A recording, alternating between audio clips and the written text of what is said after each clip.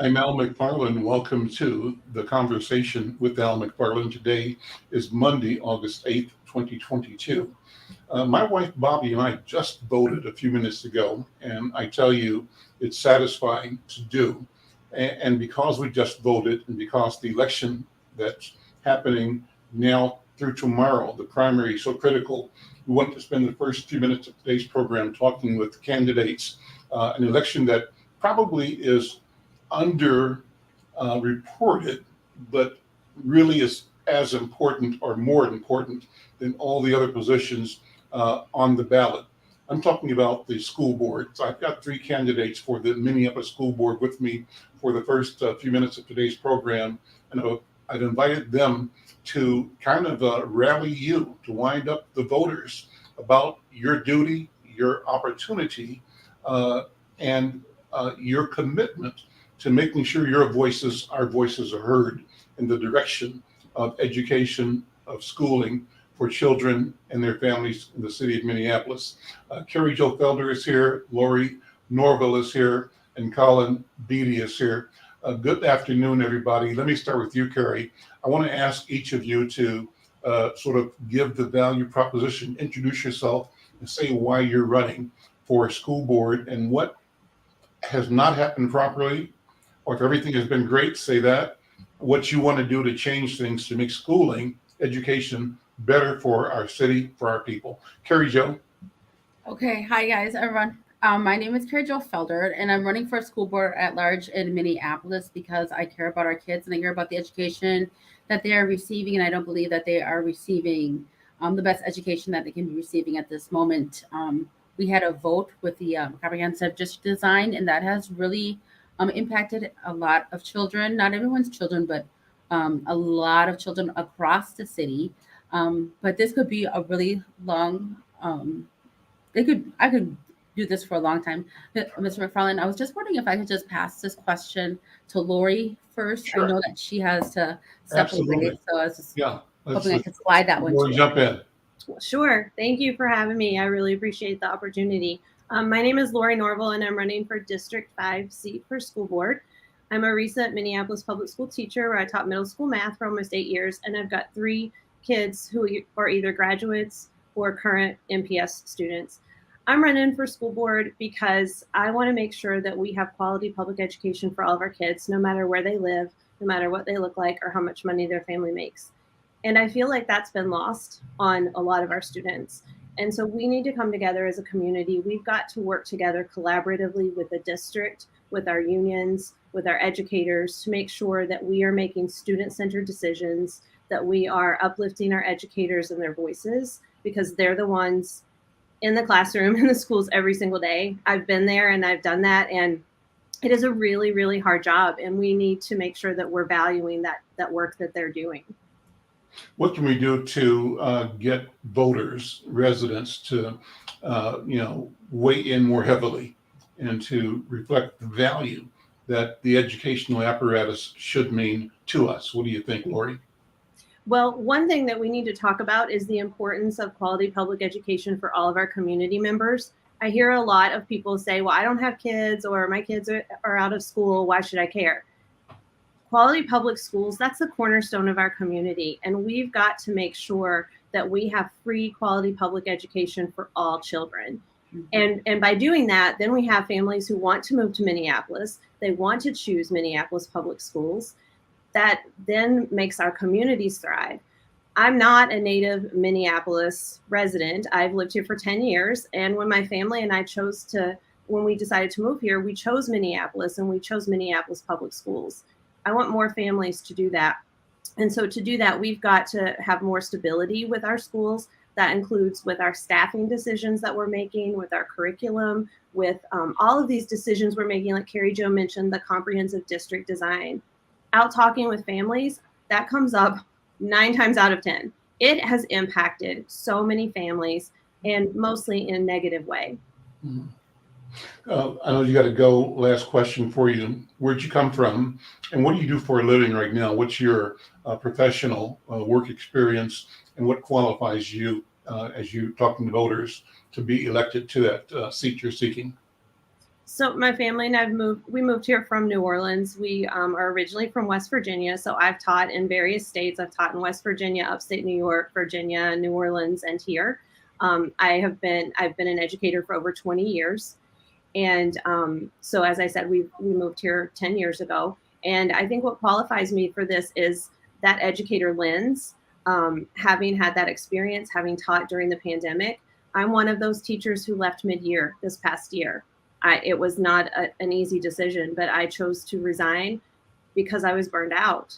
And it was a really, really tough decision. I miss the students terribly, but it was what I needed to do for me and my family. And I don't want us to lose more educators. We're losing so many really great educators to other districts or other professions. Currently, I am working at Hennepin Theater Trust, where I work as an executive assistant, and I'm also starting to do some management training and equity and diversity work with our organization. Okay, listen, thank you so much for being here. Thank you for being a candidate. If people want to connect and support your candidacy or vote for you, how do they find you? So I have a website, and it's norval4schoolboard.com, and that's with the number 4. So Norval, the number 4, schoolboard.com. You can also find me by searching any of those on Facebook, Instagram, LinkedIn, or Twitter. Thank you so much. Stick around as long as you can, but I know you have to leave. Colin, good afternoon. Good to see you. Welcome to the conversation. Same questions. Introduce yourself and what the agenda is, what the passion is for you in wanting to serve the district and its families. Sure. Yeah. So I am Colin Beachy. I'm a native Minnesotan. I'm not a native Minneapolis resident. I grew up in central Minnesota, and just one of the biggest reasons why I'm running for public schools, you mentioned it, but you used the word passion, and I'm very passionate about public education. There's nothing else I've wanted to do besides be a teacher. I think, like I tell people, there was a little stint where I might have wanted to be an astronaut, but for the most part, I wanted to be a teacher. My dad was a teacher for 30 some years. And so some of the reasons that I'm running, I just really have to echo a lot of what Lori had to say. And I think this is one reason why that the three of us are here together. We are already kind of working as a slate. We are sharing some information, but we share these similar visions and these similar passions about what's going on here in the school district. And that comprehensive district design, as Lori is correct. That comes up all the time for what is happening here. And the extension of that just seems to be that a lot of parents are feeling like that they just really weren't listened to. A lot of teachers are feeling like they just haven't been respected. And I think that the perspective that Lori and I both have from being teachers, Lori's a former teacher. I didn't mention right now, I'm still a teacher right now. So we understand directly what is going on right in the classroom. And we are the ones who are hearing from our students what it is that they need. And so the things that we're doing at my school at Transition Plus, we're doing a lot of project-based learning type things. We're getting the students directly involved. So there's not really so much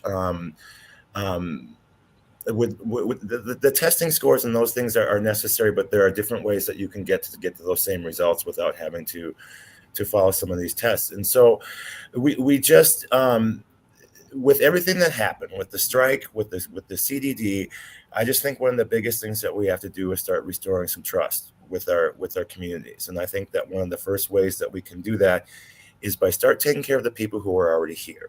Mm-hmm. And once we start taking care of people who are already here, they're going to be our best advertisers. They're going to let people know that we've got a school board and a school district that is starting to listen to your concerns, starting to be more responsive to the needs of our students and for our families. So those are part of the reasons why I'm running. There are certainly a lot more. I have a long-term vision for things. One thing about it, I am a teacher right now. I'm a special education teacher at Transition Plus in South Minneapolis. And one thing about being a teacher is we can do this quite a bit. We can sit and chat and talk and really try and explain a whole bunch of things. So I really don't want to take too much time with everybody right now. I do have a website as well, and mine is Beachy, Beachy, just like beach with a Y, number 4, schoolboard .com. And there are a lot of issues that are on there. We're going to see what happens tomorrow. We're going to be making sure we're updating my website so you have a fuller understanding of what some of my positions are. But again, I just feel real strongly that there's a different way that we can do things. It's a top-heavy district right now, one-size-fits-all models. We can really start moving back into that community schools and neighborhood schools model, and we need to do that by listening to our parents and being a little bit more responsive to our teachers. Carrie, come back to you to wrap this segment up. And you've got experience as a board member. You formerly were on the board, you're off, now you're seeking to get back on. Talk about your experience, both as a board member, but you're also a labor person. You work in labor and you kind of represent, I think, labor's interest. So talk about that. Yeah, so I'm a Teamster. Teamster 120, and I work at the Minneapolis Regional Labor Federation, and I'm a lead organizer for a group called POCO, People of Color and Union Members, and we're just a group of people of color who come from different unions together to do different things in the community or for other people in the union. But I just want to say that I think that coming back into the school board is really important right now. I was one of the people who voted no.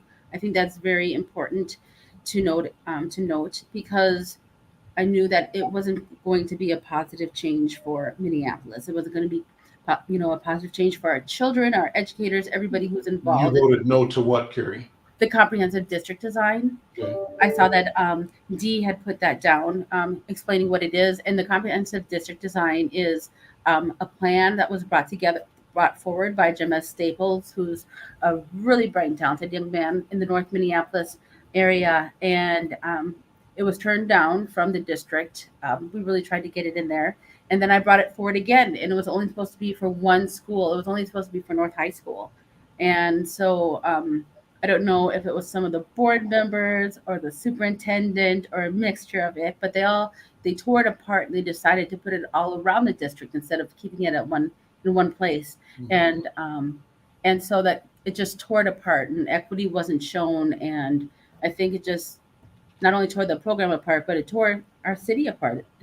And so I voted no for that because I could kind of see what it was doing. I could see the boundaries, and the parents weren't heard. They just went forward and voted for it. And so, I like our values. I like that we all are into hearing our parents, into and making sure that they are part of any plan that we have.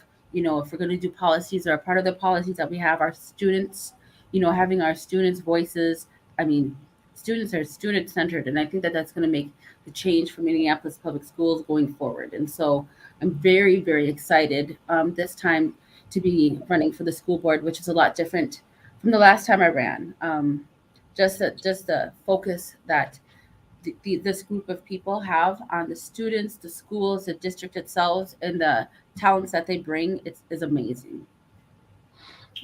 Carrie, I'm going to close this out by asking you to sort of rally the voters, invite people to exercise their power by voting today still, or tomorrow, certainly election day. Right, you guys, I just want you to say to come on out and vote. I think that if everybody were to vote for the people on my slate, I know that we have two Somali who have already won because they weren't going up against anyone. That would be Abdul Abdi in 1 and Fatia Fiar in 3. And so then if the 3 of us also win, that for the first time, I think in history, that would be one Caucasian. Lori is awesome. I mean, she understands, and I don't know if it's coming from the South but she really understands, letting people have space to deal, to make their own thing, and then getting behind and supporting it, right? Like not saying, oh, I'm going to decide for you. Like, no, hey, I don't know about this. Can I support you? That's very important. I mean, because a lot of times people don't do that.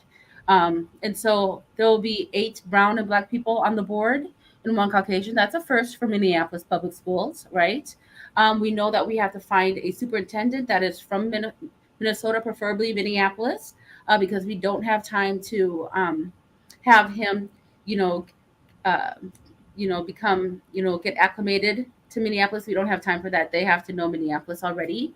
And I just think that this is going to be a bit of a change. We have people and different ethnicities on the board. And I think that what we're bringing forth and what we can bring forth is going to be much more engaging And I think the community will very much agree. So I'm hoping that people get out to vote. This is the last day for the pre-primary, which means that this is the last day probably for no lines. There's two options where you can vote. And if you go to, they'll be on my Facebook pages, and I see them on Lori's and Colin's pages as well. I should update my page as well.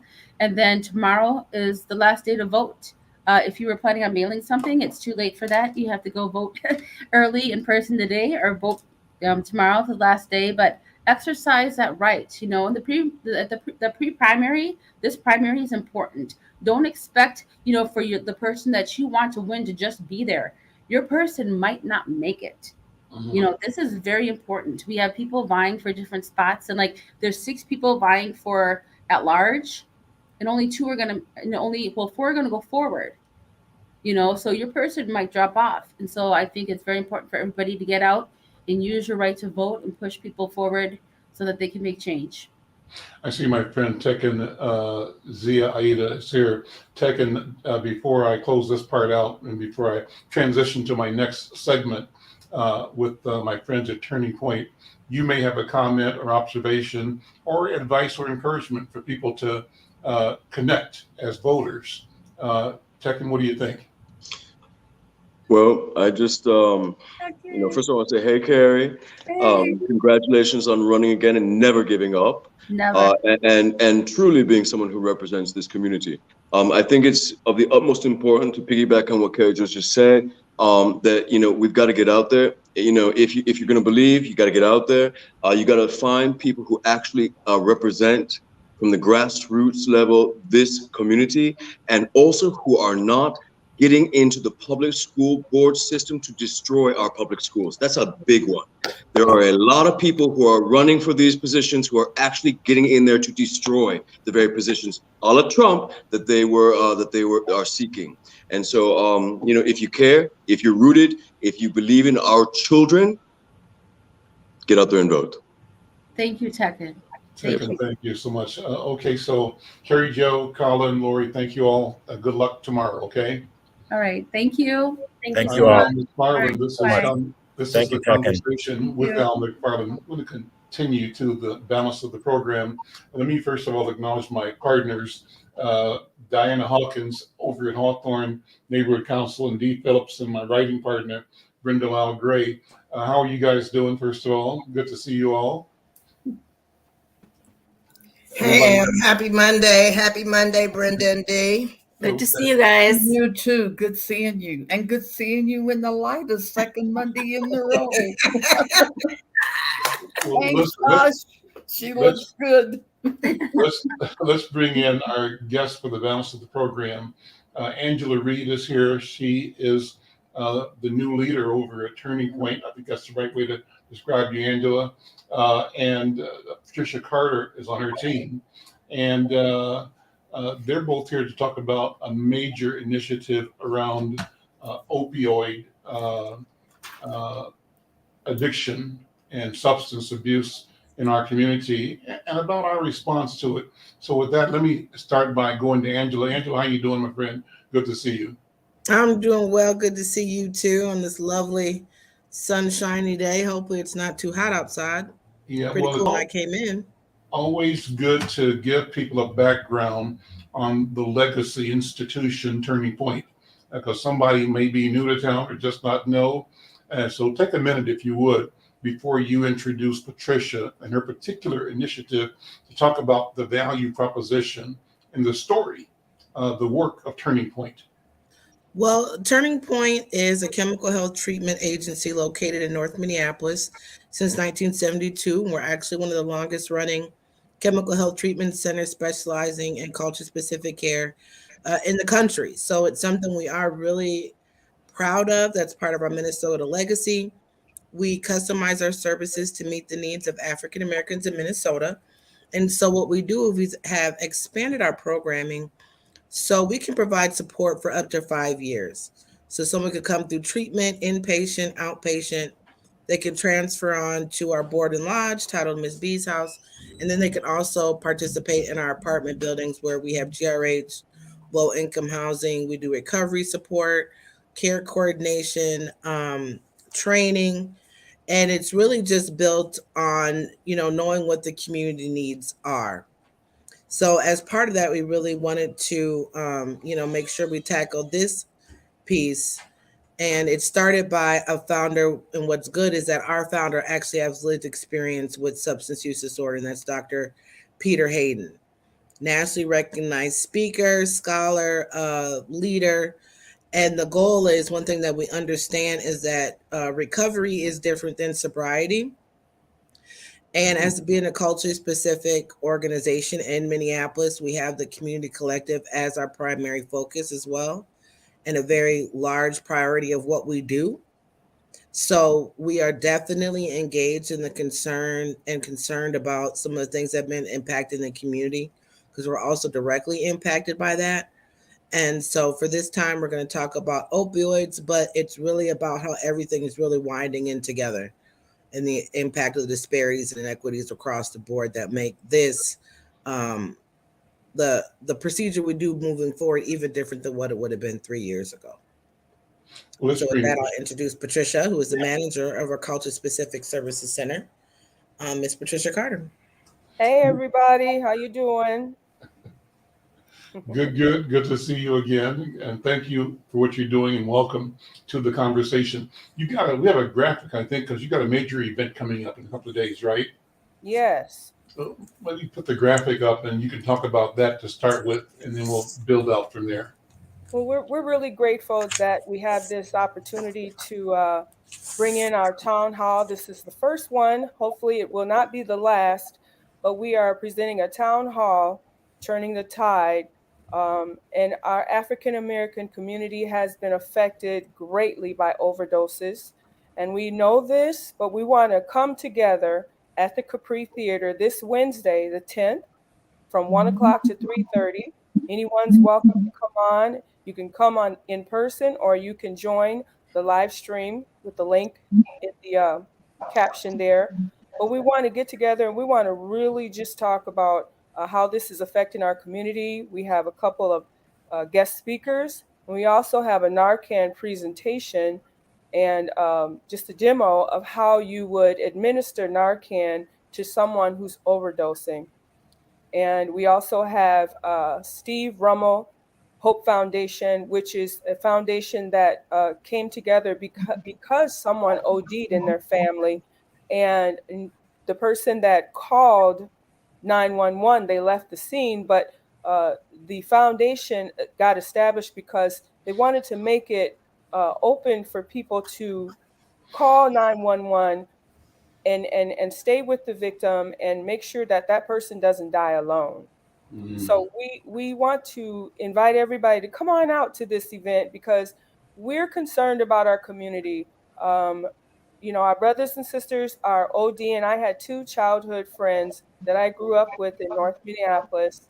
They were brother and sister, and they overdosed in February at the same time.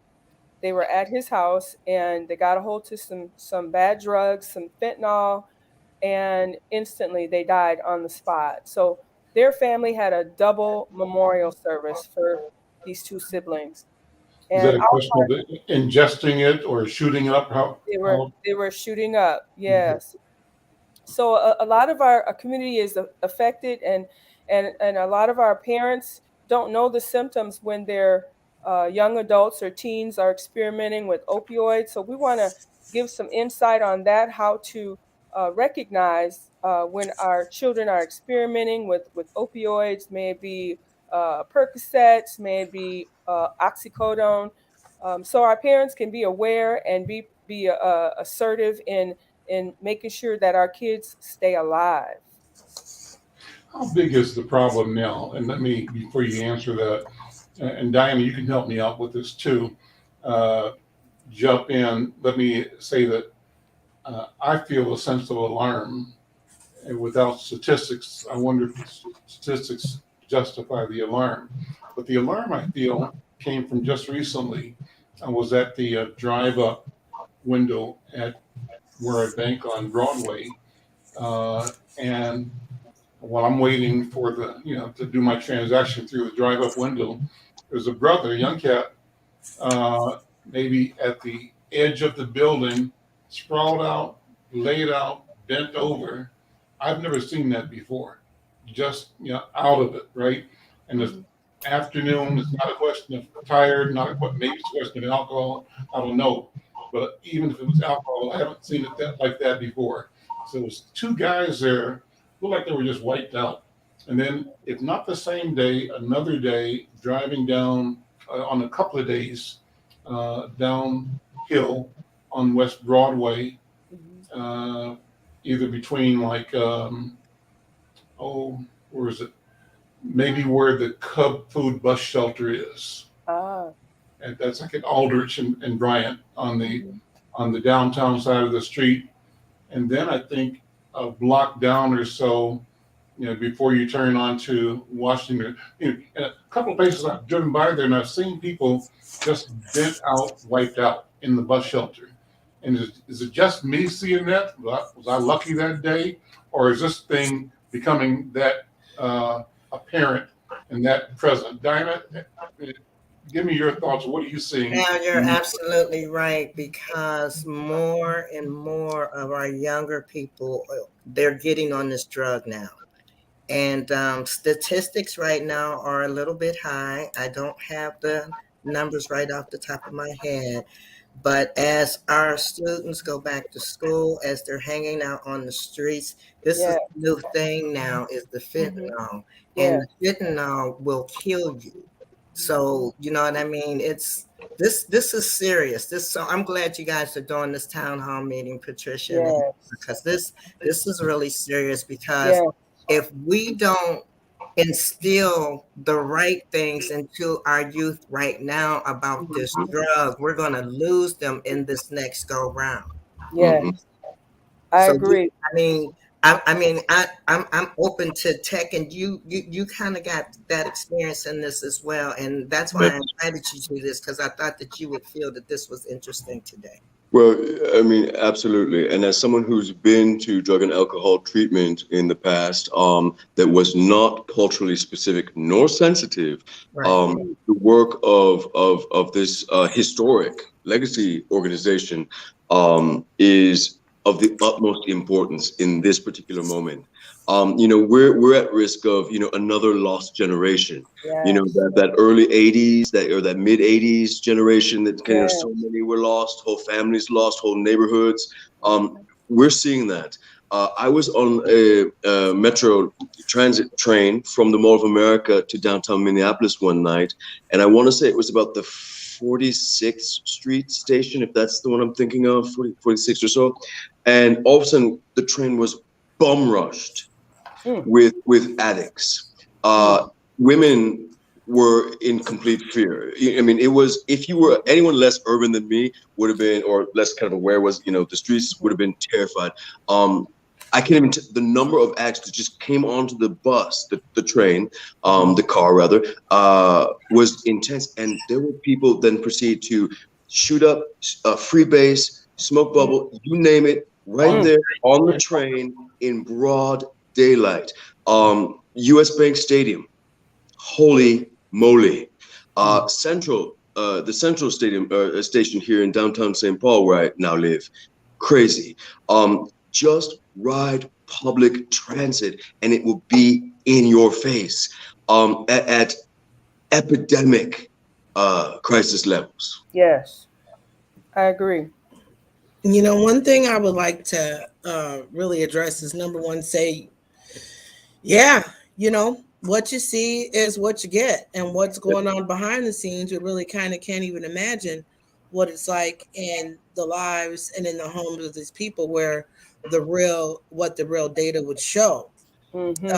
African American men are actually the highest rate of overdose declared this year, which is up from second behind white men last year.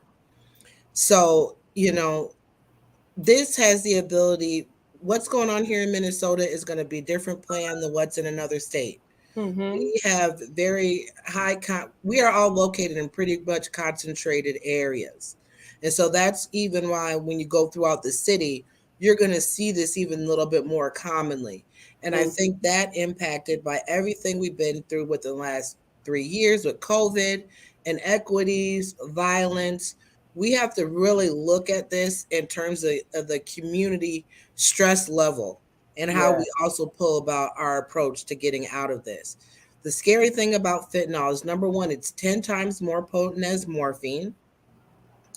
The amount that can kill you can fit on the tip of a sharpened pencil. Okay.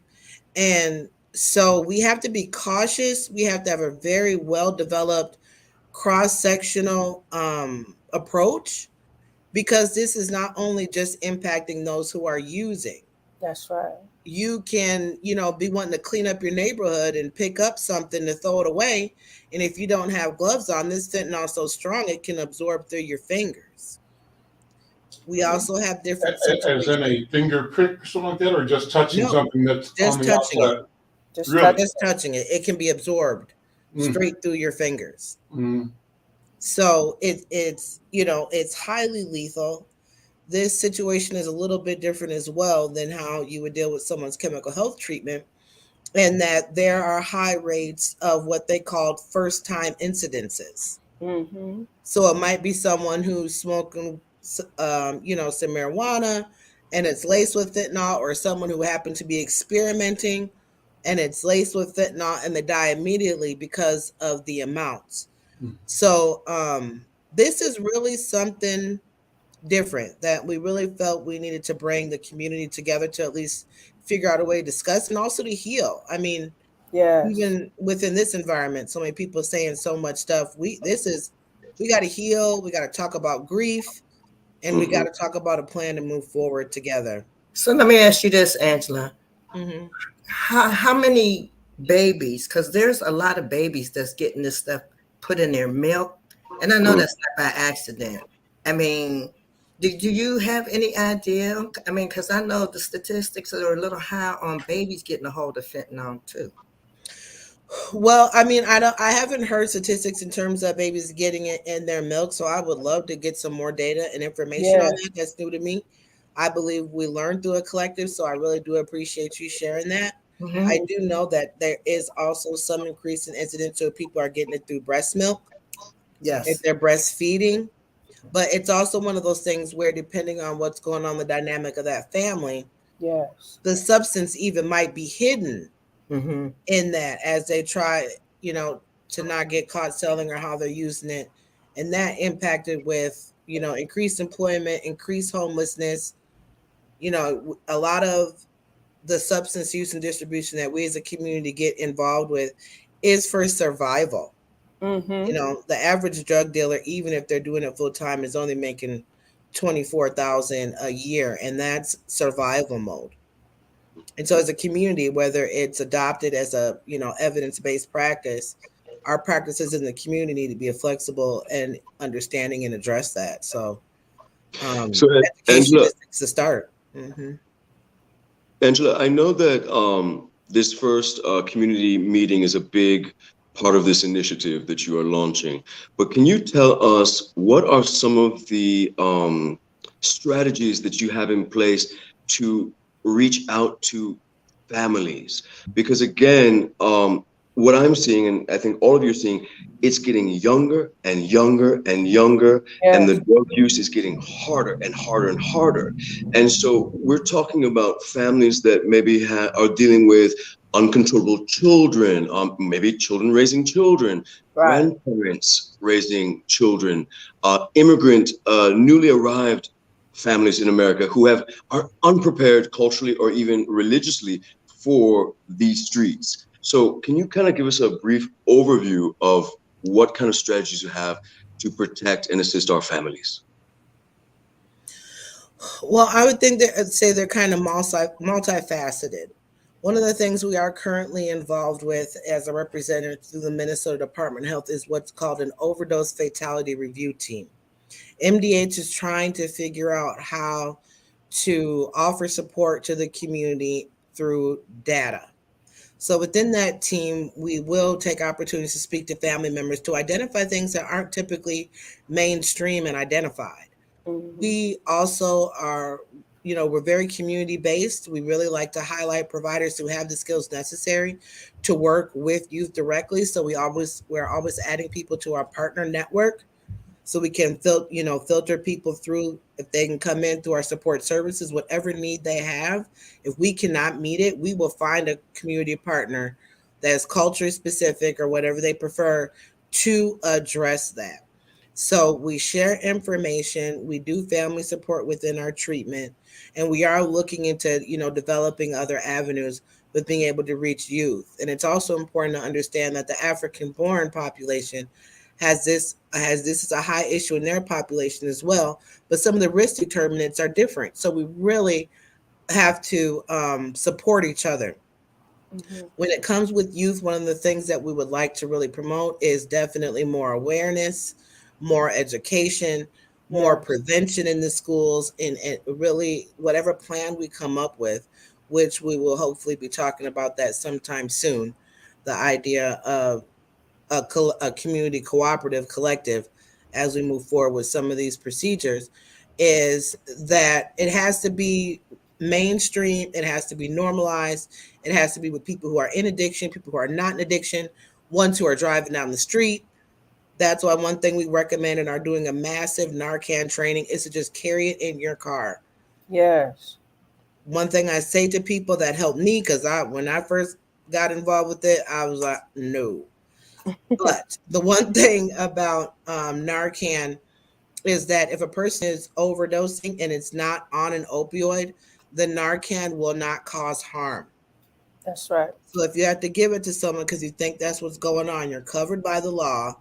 Mm-hmm. But it literally could save people's lives, and it's the really only thing out there that can literally pull someone out of an overdose immediately. I've had to Narcan someone unexpectedly before. So you're saying, Angela, that the practice in the community may have to come to where ordinary citizens have access to and have possession of the Narcan and are trained to intervene?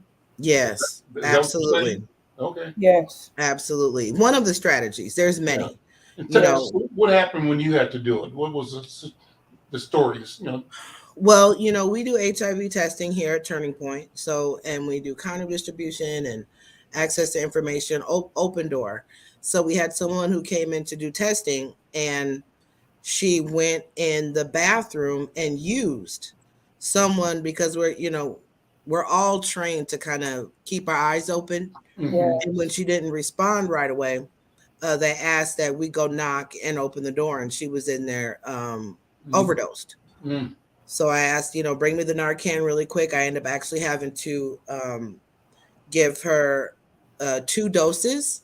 Mm-hmm. You kind of wait a couple minutes because it's not right away, and then just all of a sudden you kind of pop back out of it. She woke up, she was in tears, and then you immediately call the police so that they can be taken to the hospital if there's any additional care that they need. But I mean, it took me a couple of days to calm down the adrenaline that kind of comes over you here, but you kind of go with what you know. But it definitely made me a fan of Narcan.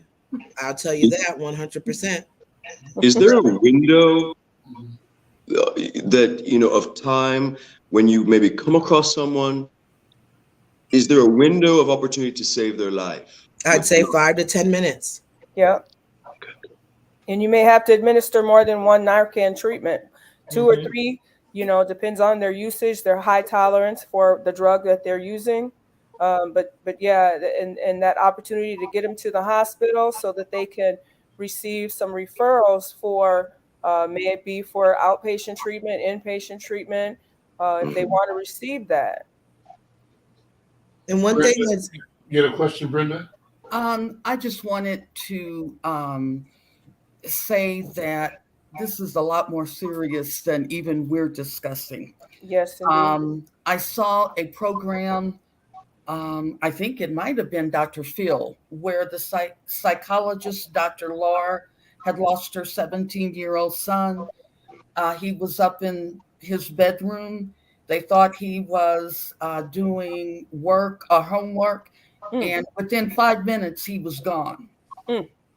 But what I wanted to say that the statistics that came out of this program is that America has confiscated enough fentanyl to kill every American in the country. What do you mean by that? It's confiscated, you're saying? Yeah, they are Confiscated, catching yeah. them on ships, Okay. every transportation, and the cartel is involved Oh, yes. with China, and they have come up with a mechanism of putting in fentanyl in pills. And they are buying the pills through social media. Yes. So now it's just like multiplying and multiplying quickly. And you're right, they're younger. Mhm. Overdose of 11 and 12 years old, where Yeah. parents have no idea that they just popped a pill and they find them face down on their bed. They're gone. Yeah. And that's why we want to have this town hall. That's why we want to have this town hall, so our parents and neighbors and community can recognize. If we pay attention to our youth, we can see the signs and the symptoms of their experimenting. And when I started experimenting with marijuana, I was 13. And, sometimes that marijuana is the gateway drug. Sometimes cigarettes are a gateway to experimenting with other drugs.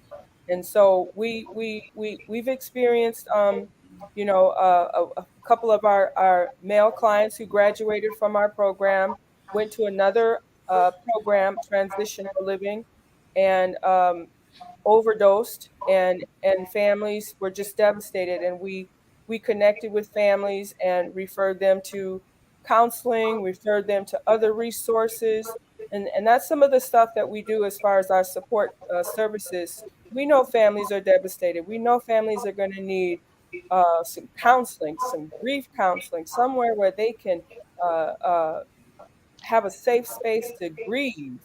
And so that's some of the things that Turning Point does also, is we make referrals for counseling, for therapists, because, and let's face it, we don't have enough people of color as far as therapists in Minnesota. We're working to get more people of color to be able to connect with our community.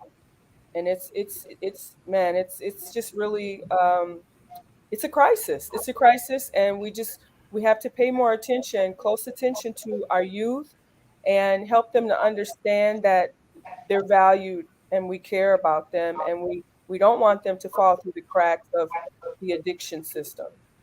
Well, let me ask you all to talk about resources needed, resources available. Angela and Patricia in particular. Does the society, are we as voters and taxpayers and residents taking on our responsibility to provide proper resources for this work? I'm talking about funding. Is there a challenge in getting the money needed to provide services equal to the presence and the increase of the problem? Because you're talking about an explosive problem. Yes. I'll let Angela talk more about that. I know the amount of money that's getting put into the community is substantial, but it is kind of merged in together with the overall state approach. Mm-hmm. And there are certain little ins and outs of treating people in our community that are not necessarily defined as an evidence-based practice that can be a make or break moment. Mm-hmm. Right now, most of the plans that come out are for treatment. Some are for recovery support, but we really need kind of two plans, short-term and long-term. Yeah. We also need to have a lot of flexibility with the funds that are received to be able to create the programs that people need. Sometimes people need to just learn about emotional intelligence and regulation. Mm-hmm. Some need, anger management. Some need, more food the second to last week of the month. It's so much more individualized.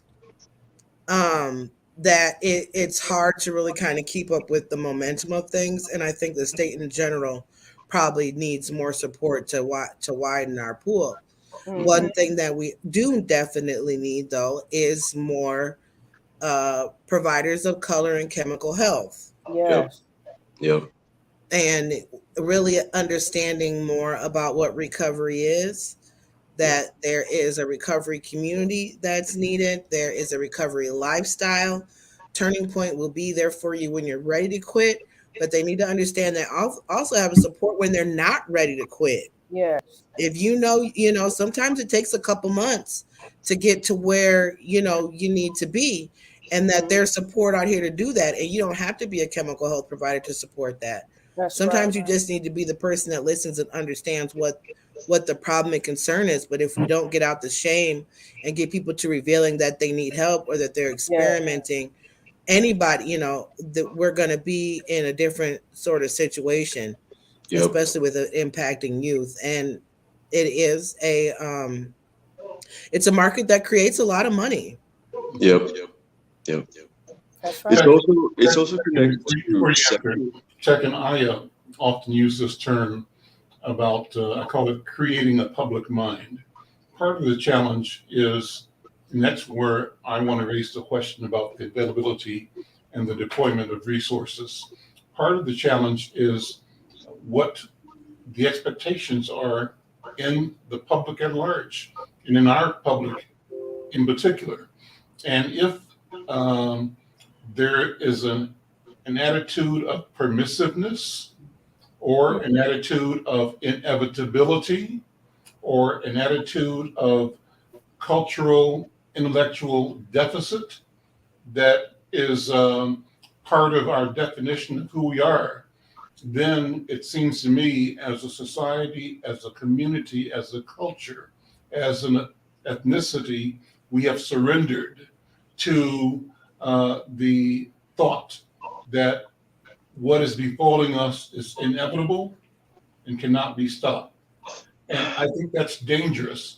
And my question is, what is our strategy for combating that kind of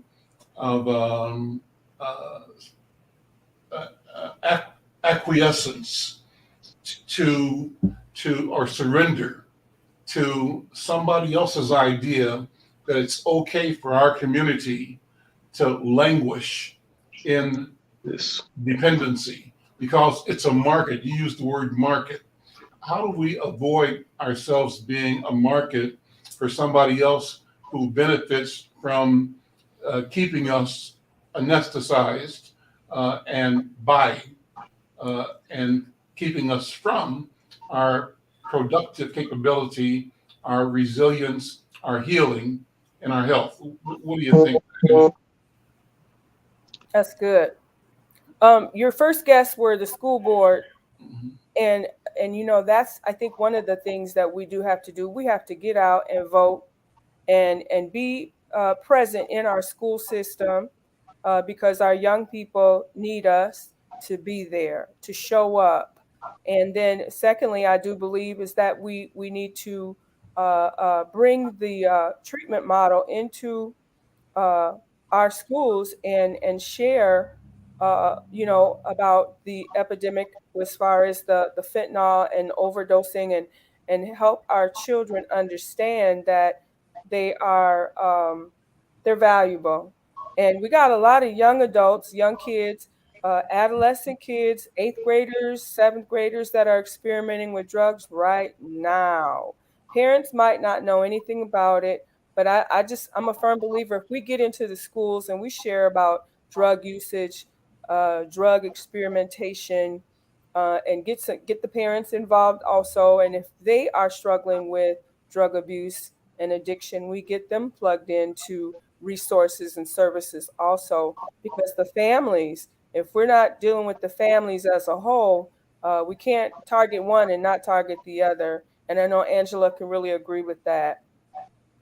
Well, Angela, go ahead and expound on that, because I'm still stuck on what you said earlier about going towards where everybody, ordinary people, have to get the training and maybe have access. So so I'm moving out of being shocked at that statement because I was shocked when you said it. I'm moving towards, is this an opportunity? You know, It definitely is. what would be the value of having a campaign to reach every house, every neighborhood, ours in particular, everybody in 55411, 55412, get specific training and get the distribution so that in every household, somebody has training. The whole house has training about the danger of the chemical consumption and the ways that you can get it and ways it can kill you. But then you have people in every household specifically trained to respond to emergencies as they occur. And I'm thinking, that's not a far-fetched idea. It's a question of will and resources. And what came to mind is that one of my daughters told me that because of her, I forgot what it was, but she used an EpiPen. She was adult and married, and wherever she was living, whatever it was that was a danger, it could have been allergy or something, but a severe allergic reaction. She had to be aware of it, and that she had learned how to use an EpiPen. I didn't know what an EpiPen was. An EpiPen is something like a Narcan, right? Response to a crisis. And so what if we could take this urgency to, thousands of families, even those that won't likely be impacted or affected by usage, but everybody is affected by driving down the street and seeing somebody on the street whose life you could maybe save. What do you think, Angela? I definitely think that is part of the approach that we're really trying to build, and one of the main reasons why we want to do this town hall. I think it's important for us to understand that whatever approach we develop, there needs to be multiple pillars. Yes. So you'll have the support that you need to give to larger agency, state agency, federal agency, and really understanding how that system trickles down within itself, and that there's just certain guidelines that you have to, work within. Another section would be how we interact within cross sectors, how chemical health can work with unemployment, can work with MFib, can work with schools, and really base that mostly on how you have the highest reach of people. Also, how we have an individual resource stream. What can I do? What can you possibly do? And we have some partners there that's why we are doing an actual Narcan training. You can take packs of Narcan home. Steve Rummel or Hope Network also has a QR code where it can just be scanned by your phone and it'll open up a Narcan training right away. And then also we have to have a community collective that kind of monitors this and has access for us to make changes in real time. What is projected in most grant funding cycles, are year, 2 year, mostly 3. But the one thing about this epidemic is that it can change from quarter to quarter. We have to look at where the fentanyl is. And so that's part of the outcomes that we're trying to set the foundation of. Research takes a while with the overdose fatality review team. Part of the overdose fatality review team is we put forward recommendations and support and implementation that is based off of culture specific. Now, we are the second culture specific OFR team in the country. So it's new, it's foundational. We really had to take some time to bring about our rationale for how a more customized approach is going to produce some of the outcomes that we needed. And some of the strategies needed to really kind of be collective, but that's the foundation and what we're actually trying to do to see where we can be in the next couple of years. Because like we say, this is not like any other epidemic or pandemic or whatever, endemics we've been through, because the result is death. And that, puts a large bin on things. I mean, quick. 5 to 7 minutes and you're gone. Yeah. Al, I remember when we were in elementary school, they came in and brought a picture of a liver and showed us. And I mean, we're old now, but we don't remember. I mean, we don't forget those teachers. And this was a huge chart about what alcohol did to the liver, and then down the road, the type of ailments that we could have that started out with the drinking at 10, 11 years old, some kids, so education is going to be the key, and getting into those schools and people being willing to be courageous to tell the truth. Yes. Yes. Epidemic, crisis, you can call it whatever. What you want. Yeah. And it's just not Black kids. That's No. right. It's not. It's And A I think lot of rich whites are seeing it. And the heroin epidemic was the same thing. Yes. The AIDS epidemic was the same thing. It Yes. wasn't until whites and senators and House representatives started getting lesions, then all of a sudden they said, epidemic, we've got to do something. right. That's right. That leads back to the point that I make, Brenda, all the time, and that is too often in our society, when it comes to problem solving, we get the misery and they get the money. Yep. They end up making money off of our misery, and you could almost be cynical and say there's no incentive to solve the problem because the problem itself is a cash cow. And so white people through institutions line up around and through our community, and their motive might be to medicate or to respond, but not to heal. And the difference is that we have to, from within the community and within the culture, have the objective of healing, of restoration, right? And of prevention and of mitigating as well. That's valuable, but that is all business. It's all revenue generating, as you mentioned, Angela.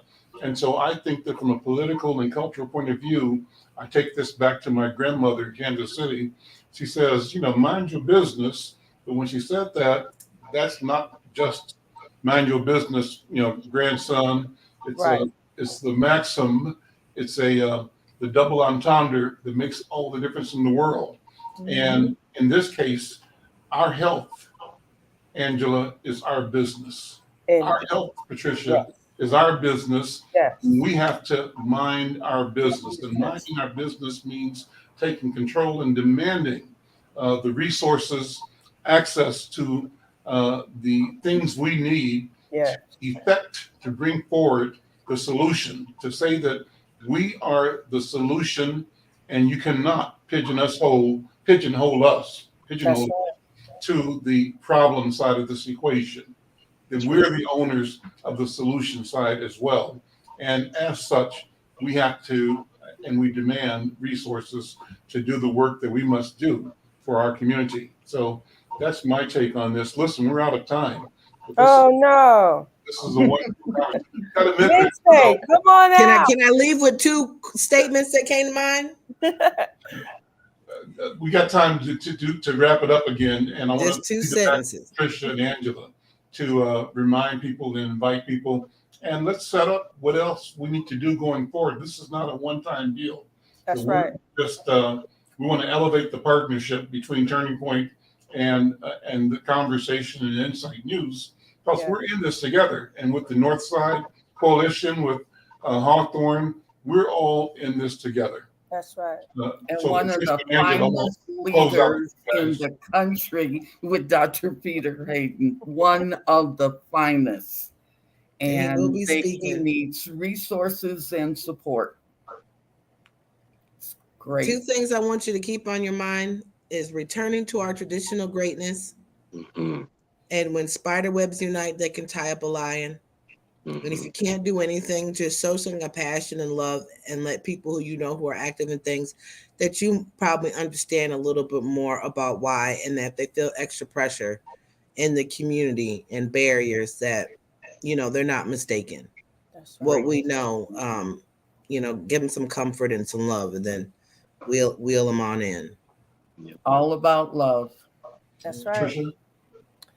We just want to invite you out this Wednesday, August 10th, at the Capri Theater, Broadway, 2027 Broadway, and it's 1 to 3:30 p.m. If you can't join in person, tap on the live stream link and it'll bring you right in. Hope to see you there.